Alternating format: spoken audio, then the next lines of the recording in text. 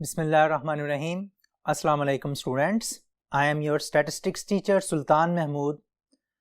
और आज जो ग्राफ हम डिस्कस करने जा रहे हैं वो है क्यूमुलेटिव फ्रीक्वेंसी पॉलीगॉन, या उसको ओजाइव या ओगिव, सॉफ्ट जी और हार्ड जी दोनों से यूज़ करते हैं। ओगिव भी बोलते हैं और ओजाइव भी बोलते हैं। तो आज देखते हैं हम ओजाइव जो है उसको कैसे कंस्ट्रक्ट करते हैं और वो ओजाइव जो है हमें क्या क्या इंफॉर्मेशन प्रोवाइड करता है। सो आज के लेक्चर का स्टार्ट करते हैं।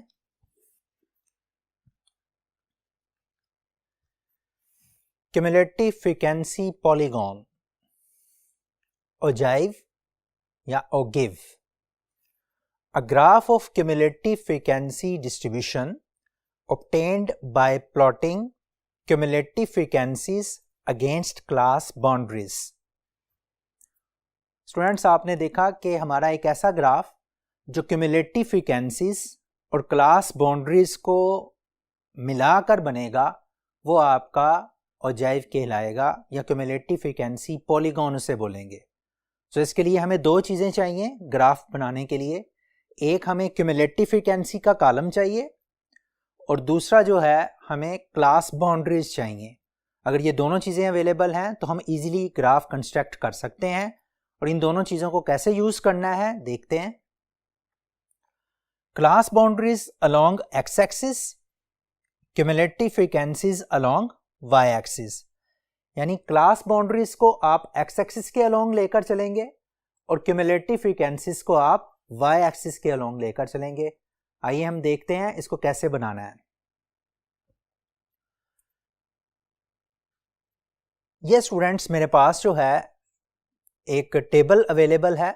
इस टेबल के अंदर वेजेस हैं एम्प्लॉयज़ की। कुछ एम्प्लॉयज़ हैं उनकी वेजेस चल रही हैं।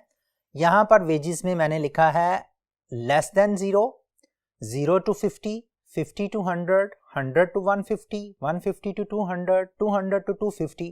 आप इसे रुपीज़ में कंसिडर कर लें, आप इसे डॉलर्स में कंसिडर कर लें। For the sake of easiness हम इसे रुपीज़ में या डॉलर्स में किसी में भी कंसिडर कर सकते हैं। अब 250 और मोर तक ये हमारे पास वेजेस मौजूद हैं। इनके अगेंस्ट ये फ्रीक्वेंसीज गिवन है।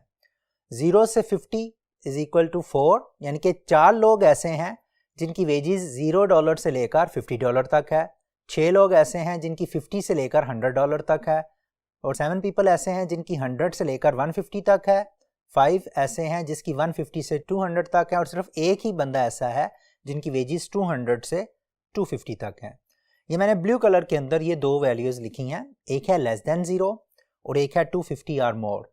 लेस देन 0 का मतलब है कि उन पर्सनस की तादाद जो 0 से कम वेजेस ले रहे हैं। ऑब्वियसली 0 से कम तो वेजेस हो नहीं सकती क्योंकि वेजेस नेगेटिव में नहीं जाती, इसलिए उनकी तादाद जो है वो 0 है। और 250 और मोर यानी कि $250 या इससे ज़्यादा की वेजेस जो हैं वो भी हमारे पास जो है पर्सन मौजूद नहीं है कि जिनकी वेजेस जो हैं वो 250 या इससे ज़्यादा की हो। वो हमें डाटा के अंदर मौजूद नहीं है, इसलिए इसकी फ्रीक्वेंसी जो है वो 0 है। अब चूंकि हमने ओजाइव बनाना है या क्यूमुलेटिव फ्रीक्वेंसी पॉलीगॉन बनाना है तो क्यूमुलेटिव फ्रीक्वेंसी जो है हमने ये बना ली है लेस देन क्यूमुलेटिव फ्रीक्वेंसी। इस लेस देन क्यूमुलेटिव फ्रीक्वेंसी में आप 4, 10, 17, 22 एंड 23 देख सकते हैं कैसे ऐड किया है। 4 में 6 ऐड करेंगे ये आ जाएगा, फिर 17 में 5 ऐड करेंगे 22, 22 में 1 ऐड करेंगे 23 आ जाएगा। Less than cumulative frequency. Last lecture के अंदर मैंने लेस देन क्यूमुलेटिव फ्रीक्वेंसी की बात की थी। लास्ट लेक्चर में क्या किया था कि हमने बताया था कि क्या मतलब क्या होता है इसका, और उसी कंसेप्ट को अपने जहन में रखना है। इसके बाद जो है मोर देन क्यूमुलेटिव फ्रीक्वेंसी। मोर देन क्यूमुलेटिव फ्रीक्वेंसी को मैंने कहा था कि आप फ्रॉम बॉटम टू अप इनको ऐड करते जाएं। मसलन पहले जो आपके पास 1 है ये एज इट इज़ आ जाएगा। 1 में 5 ऐड करेंगे तो 6, 6 में 7 ऐड करेंगे 13, 13 में 6 ऐड करेंगे 19 और 19 में 4 ऐड करेंगे तो 23। अब स्टूडेंट्स ये तो हमारे पास डाटा अवेलेबल है। चूँकि हमें क्यूमुलेटिव फ्रीक्वेंसीज इसलिए बनाई क्योंकि ओगिव की रिक्वायरमेंट है कि आप क्यूमुलेटिव फ्रीक्वेंसीज होंगी तो हम ओगिव जो है वो ड्रा कर सकेंगे। अब इस डाटा को लेकर हम नेक्स्ट स्टेप के अंदर ओगिव को ड्रा करना सीखेंगे। और ओगिव की ड्रा के लिए मैंने पहले बताया आपको कि आपको एक तो क्यूमुलेटिव फ्रीक्वेंसी का कॉलम चाहिए और एक क्लास बाउंड्रीज का कॉलम चाहिए। तो आइए देखते हैं कि ओगिव की कंस्ट्रक्शन करने के बाद ओगिव की शेप कैसे होती है और उससे क्या क्या वैल्यूज जो हैं वो हम डिटेक्ट कर सकते हैं। स्टूडेंट्स, ये आपके पास एक ओगिव मैंने बनाई है, दो ओगिव हैं बेसिकली। ये लेस देन क्यूमुलेटिव फ्रीक्वेंसी के अगेंस्ट भी है और मोर देन क्यूमुलेटिव फ्रीक्वेंसी के अगेंस्ट भी है। अब पहले जो है हम लेस देन क्यूमुलेटिव फ्रीक्वेंसी को मैं एक्सप्लेन करूंगा कि लेस देन क्यूमुलेटिव फ्रीक्वेंसी वाली ओगिव जो है वो कैसे बनाई है। ये जो आपको ब्लू कलर में नजर आ रही है ये आपके पास लेस देन क्यूमुलेटिव फ्रीक्वेंसी वाली है ओगिव, और ये जो रेड कलर में नजर आ रही है आपको ये मोर देन क्यूमुलेटिव फ्रीक्वेंसी वाली ओगिव है। अब इन ओगिव्स को बनाने के लिए मुझे करना क्या था, नीचे जो है वो मैंने क्लास बाउंड्रीज को मेंशन किया है।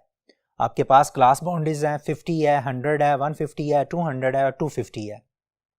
और इधर जो है वो मैंने आपकी क्यूमुलेटिव फ्रीक्वेंसीज को कंसिडर किया है।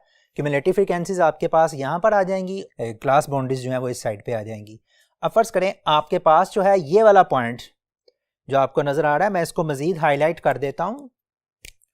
दिस पॉइंट, ये पॉइंट जो है वो 50 और इधर जो है वो 4 है, यानी कि 50 और 4 को मिलाकर ये वाला पॉइंट बना है।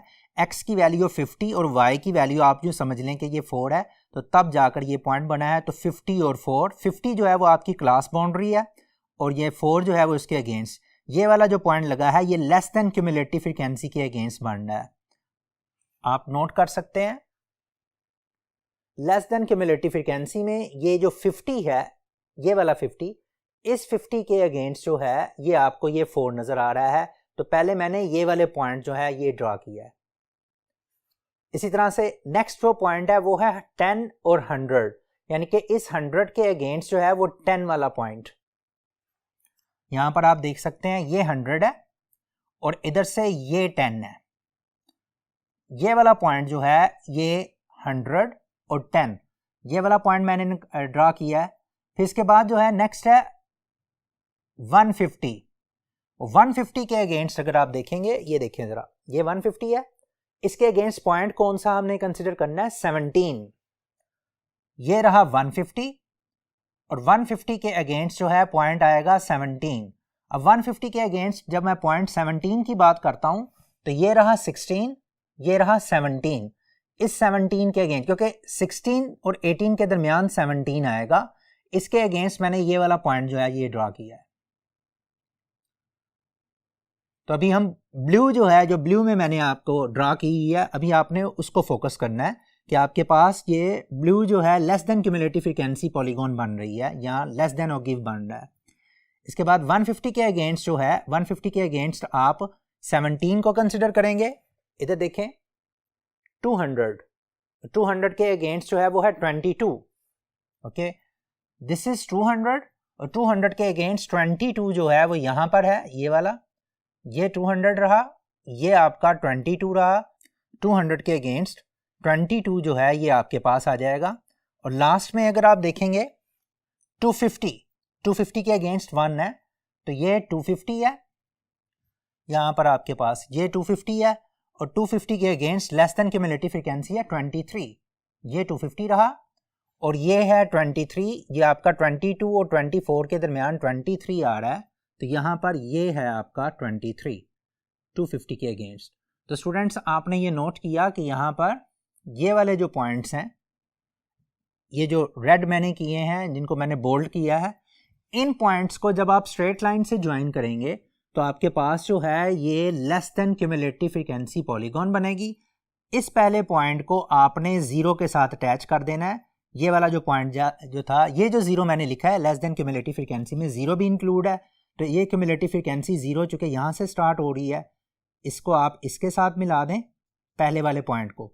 ये हमने लिखे इसलिए है ताकि इसको एक्स एक्सिस के साथ अटैच किया जा सके। तो इस पॉइंट को जब आप एक्स एक्सिस के साथ मिलाएंगे तो you will get this line. ये मैंने रेड कलर में लाइन जो लगाई है, ये एक्स्ट्रा लाइन है जो एक्स्ट्रा पॉइंट की वजह से मैंने लगाई है। तो यहाँ पर आपके पास ये वाला पॉइंट जब आप इसके साथ मिला देंगे तो this is your complete cumulative frequency polygon, complete frequency polygon आ जाएगी आपके पास। और इसमें आपके पास जो है, इसको हम ओगिव भी बोलते हैं ये लेस देन वाली वैल्यू आ जाएगी। अब आते हैं, ये तो होगी less than cumulative frequency polygon, जो कि लेस देन के अगेंस्ट जो है, लेस देन क्यूमुलेटिव फ्रीक्वेंसी के अगेंस्ट मैंने ड्रॉ की है। अब हम आते हैं मोर देन क्यूमुलेटिव फ्रीक्वेंसी की तरफ। ये है मोर देन क्यूमुलेटिव फ्रीक्वेंसी जो रेड में आपको नजर आ रही है, मोर देन क्यूमुलेटिव फ्रीक्वेंसी। तो more than cumulative frequency polygon जो है वो मोर देन क्यूमुलेटिव फ्रीक्वेंसीज को यूज करके आप करेंगे, यानी कि आपने जो करना है मोर देन क्यूमुलेटिव फ्रीक्वेंसी को यूज करना है और उसके अगेंस्ट आपने क्लास बाउंड्रीज को यूज करना है। अब वो अगेंस्ट क्लास बाउंड्रीज कैसे यूज होनी है उसके लिए भी देखते हैं हम। ये स्टूडेंट आपके पास जो है दो क्लास बाउंड्रीज थी, ये अपर क्लास बाउंड्रीज के अगेंस्ट हमने बनाई है जो पहले वाली बनाई है। अब हम लोअर क्लास की तरफ चलेंगे क्योंकि मोर देन जो है वो लोअर क्लास बाउंड्रीज जो हैं, लास्ट लेक्चर में मैंने आपको ये बताया था कि जो लोअर क्लास बाउंड्रीज हैं उसके मुताबिक हम मोर देन क्यूमुलेटिव फ्रीक्वेंसी को रीड करेंगे।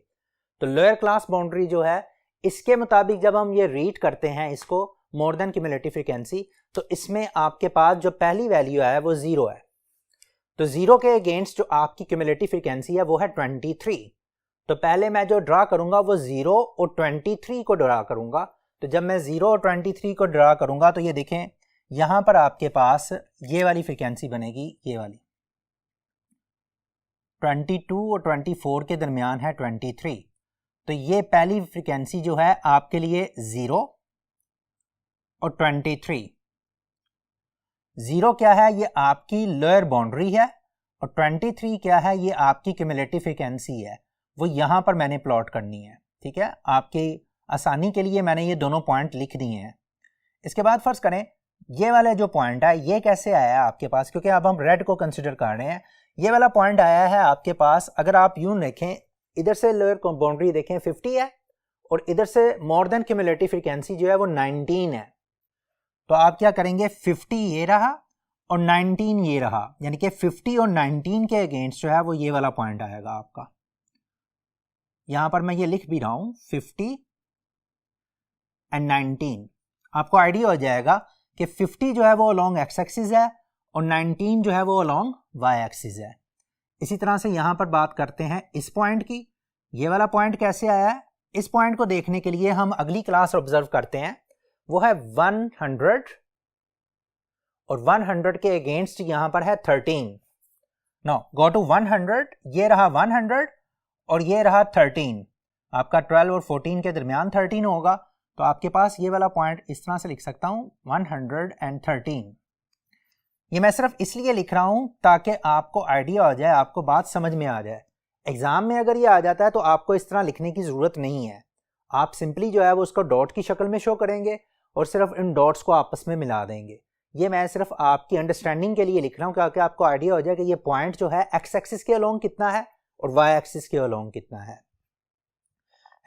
इसके बाद नेक्स्ट आपके पास इसी पॉइंट के ऊपर ये वाला पॉइंट है, ये पॉइंट है 150 के अगेंस्ट है। अगर आप यहां से भी रीड कर सकते हैं 150 के अगेंस्ट है और इधर से जो है वो 6 है।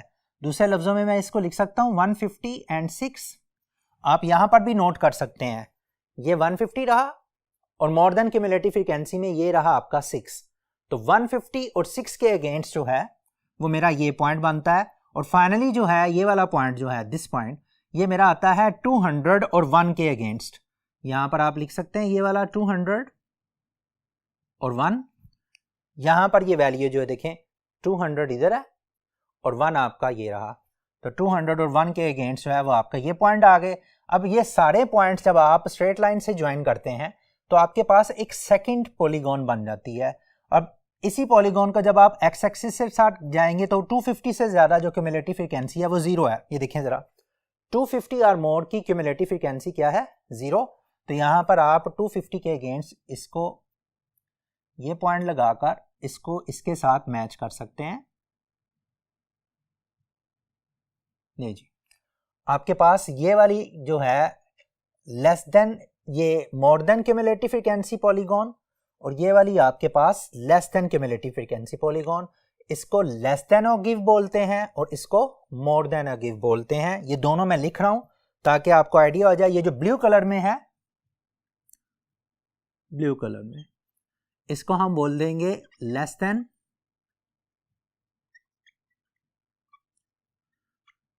और गिव या ओजाइव और इसके लिए जो है जो रेड कलर में है इसको आप लिख देंगे more than ogive. No students, ये दोनों ऑजाइव जो हैं आप नोट करें तो एक पॉइंट ऑफ इंटरसेक्शन के ऊपर आकर मिल रही हैं। ये वाला वो पॉइंट है जहां पर ये दोनों ऑजाइव जो है वो मिल रही हैं। ये वाला पॉइंट से नीचे अगर आप परपेंडिकुलर ड्रा करेंगे, एक लाइन, एक स्ट्रेट लाइन ड्रा करेंगे, तो वो स्ट्रेट लाइन जिस पॉइंट के ऊपर जाकर मिलेगी एक्स एक्सिस के ऊपर, वो एक्स एक्सिस आप रीड कर सकते हैं। वो एक्स एक्सिस जो है वो आपका मीडियन होगा। मैंने यहाँ पर मीडियन की वैल्यू जो है 110.71 लिखी है, इंटेंशनली लिखी है, क्योंकि अगर आप इस डाटा से मीडियन मालूम करेंगे ना तो 110.7 आएगा। यहाँ पर चूंकि हम ग्राफिकली हम कर रहे हैं तो यहाँ पर वैल्यू जो है आपको एग्जैक्टली शायद ना मिले, लेकिन यहाँ पर मीडियन को कैलकुलेट करने का तरीक़ाकार ये है कि पॉइंट्स ऊपर नीचे हो सकता है, लेकिन एग्जैक्ट वैल्यू जो है वो आपको इस तरह से मिलेगी कि जहाँ पर ये दोनों पॉलीगॉन्स इंटरसेक्ट करेंगी उसके आपने परपेंडिकुलर ड्रा कर देना है। परपेंडिकुलर एक्स एक्सिस के ऊपर जहां पर मिलेगा वो पॉइंट जो होगा वो आपका मीडियन कहलाएगा। हम इस मीडियन को भी कैलकुलेट करके भी चेक कर लेते हैं। अच्छा, अब मीडियन एक तो ये है, ये तरीक़ेकार है। अगर फर्ज करें ये दोनों पॉलीगॉन्स ना मौजूद हो, यानी कि ये मोर देन वाली ये वाली जो है ये ना मौजूद हो और सिर्फ ये वाली हो, ब्लू कलर में हो, तो तब भी मीडियन आप मालूम कर सकते हैं। तब मीडियन कैसे मालूम कर सकते हैं? देखें स्टूडेंट, आपके पास है टोटल 23 ऑब्जर्वेशंस इस पॉलीगॉन के लिए। 23 को जब आप 2 पे डिवाइड करते हैं तो आपका आंसर आता है 11.5। 11 जारी बात है n/2 आप करेंगे। जब मीडियन के फार्मूले में आपको याद होगा कि हम n/2 यूज करते थे, तो n/2 जब आप करेंगे तो 23 को 2 पे डिवाइड करेंगे तो यू विल गेट 11.5। आप क्या करें, क्यूमुलेटिव फ्रीक्वेंसी में 11.5 यहां पर चले जाएं। देखें जरा, आपका 10 है, यहाँ पर ये आ जाएगा 11 और थोड़ा सा आगे चलेंगे तो 11.5। 11.5 को जब आप यहाँ से इस पॉलीगॉन के साथ मिलाएंगे, ब्लू के साथ, और नीचे जो है इसको परपेंडिकुलर ड्रा करेंगे, तो जहाँ पर ये परपेंडिकुलर जाकर मीट करेगा वो आपका मीडियन होगा। सो परपेंडिकुलर जो है वो मीडियन के ऊपर जाकर मिलेगा। अगर आपके पास दूसरी पॉलीगॉन ना भी मौजूद हो, मोर देन की ना भी हो, तो तब भी आप क्यूमुलेटिव फ्रीक्वेंसी को यूज़ करके उसका n/2 करके वो यहाँ पर देख लेंगे तो इस पे आपको मीडियन मिल जाएगा। सपोज आप इसका क्वार्टाइल मालूम करना चाहते हैं, क्वार्टाइल्स मालूम करने के लिए आप n/4 करते हैं या 3n/4 करते हैं, तो वो भी आप पॉलीगॉन से कैलकुलेट कर सकते हैं। क्वार्टाइल Q1 Q3 ये दोनों फाइंड आउट किए जा सकते हैं, और Q2 भी फाइंड आउट किया जा सकता है। वो हमने मीडियन ही है जो हमने पहले से फाइंड आउट किया हुआ है। अब फर्ज करें आप Q3 मालूम करना चाहते हैं या Q1 मालूम करना चाहते हैं, तो उसके लिए भी यही डायग्राम यूज कर सकते हैं। मैं for the sake of example Q1 मालूम करने लगा हूं। n/4 Q1 के लिए, देखें Q1 के लिए मुझे n/4 करना है। क्या करना है, 23 डिवाइडेड बाय 4। जब मैं 23 को 4 पे डिवाइड करता हूं तो आई विल गेट 4 5 दा 20 और 30 आ जाएगा, और 30 के लिए आप करेंगे तो 5.75। आपके पास ये आंसर बनता है 5.75। 4 5 दा 20, 20 में 3 और 4 30, 4 7 दा 28 और ये 20 आ जाएगा। 5.75 आ जाएगा आपका आंसर 23 को 4 से डिवाइड करके। मेंटली मैंने ये काम किया, आप भी कोशिश किया करें कि मेंटली जो अगर काम हो सके तो आप कर लिया करें, ताकि आपके जहन को आदत पड़े बात काम करने की। 5.75 जो है, अब देखें आपके पास ये 2 है, ये 4 है, 5.75 ऑब्वियसली यहाँ पर ये 5 होगा और 0.75 जो है वो इससे आगे यहाँ तक होगा, यानी कि 6 के नज़दीक तरीन। अब ये 6 के नज़दीक तरीन ये आ गया। अब यहाँ से जो है वो आप ब्लू के ऊपर ये एक लाइन ड्रा कर लें, स्ट्रेट लाइन, और इसको नीचे मिला दें एक्स एक्सिस के ऊपर। तो एक्स एक्सिस के ऊपर जहां पर जाकर ये मीट करेगा, ये वाला पॉइंट, ये पॉइंट जो होगा ये मेरा Q1 होगा। दूसरे लफ्जों में this will be my Q1। और अगर मैं Q3 मालूम करना चाहता हूँ, इसमें आप रीड कर सकते हैं, मसलन 50 से लेकर 100 तक है ना, तो आप इसकी 10 पॉइंट डिवीजन्स कर लें। पॉइंट डिवीजन में ये ऑलमोस्ट 55 के नज़दीक आता है Q1 की वैल्यू। आप यहाँ पर देख सकते हैं, यहाँ पर ये 50 आ गया, 50 के बाद जो आपके पास जो है ये 60 आ गया, 70, 80, 90 एंड 100। यहाँ पर आप जो है इन पॉइंट्स को आगे देख सकते हैं कि ये 100 तक जा सकता है, ये 10 के डिफरेंस के साथ। तो Q1 जो है वो आपका 60 से ऊपर आ जाएगा, वो वाली वैल्यू आपकी Q1 आ जाएगी। सिमिलर फैशन में आप अगर ये देखना चाहते हैं कि Q3 क्या है, तो फॉर Q3 आप क्या करें, 3n/4 उसके साथ आप कर लें। ये n/4 तो आपने फाइंड आउट किया ही हुआ है, तो 3 मल्टीप्लाइड बाय 3 5.75, इसको 3 से मल्टीप्लाई कर दें, आपके पास आंसर क्या आएगा, 3 5 दा 15, 3 7 दा 21, 22 और 3 5 दा 15 और 17 आ जाएगा, 17.25। अब 17.25 को अगर आप देखना चाहें तो यहाँ पर देखें, ये 17 है, यहाँ पर आपके पास आ जाएगा 17 के बाद 0.25 करना है तो ऑलमोस्ट यहाँ पर आएगा। यहाँ से अगर आप एक स्ट्रेट लाइन ड्रा करेंगे अपनी पॉलीगॉन के ऊपर,